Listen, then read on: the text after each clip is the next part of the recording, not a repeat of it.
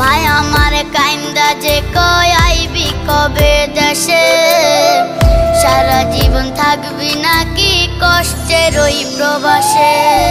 কইরো না গো চিন্তা মাগো আইসা পড়মু আমি, আর কয়টা দিন থাইকা প্রবাস মুক্ত করমু জমি।